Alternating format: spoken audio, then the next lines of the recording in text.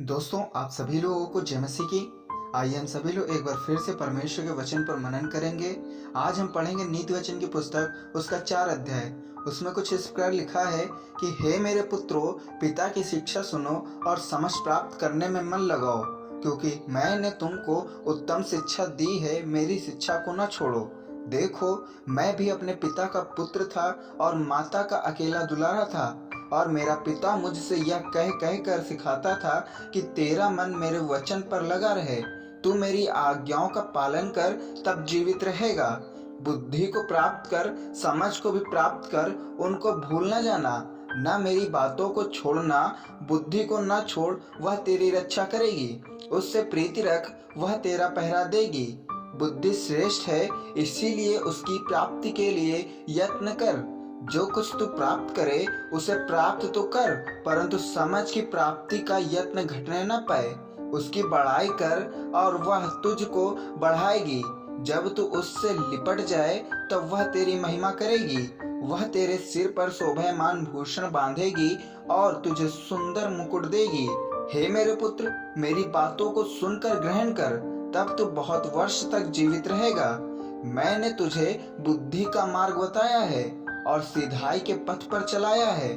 चलने में तुझे रोक टोक ना होगी, और चाहे तू दौड़े तो भी ठोकर ना खाएगा। शिक्षा को पकड़े रहे और उसे छोड़ न दे। उसकी रक्षा कर, क्योंकि वह तेरा जीवन है।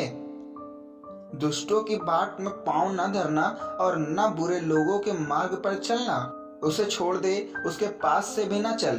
उसके निकट से मुड़कर आगे बढ़ जा, क्योंकि दुष्ट लोग यदि बुराई ना करें तो उनको नींद नहीं आती, और जब तक वे किसी को ठोकर ना खिलाएं तब तक उन्हें नींद नहीं मिलती। वे तो दुष्टता से कमाई हुई रोटी खाते और उपद्रव के द्वारा पाया हुआ दाख मधु पीते हैं, परंतु धर्मियों की चाल उस चमकती हुई ज्योति के समान है, जिसका प्रकाश दोपहर तक अधिक अधिक बढ़ता रहता है।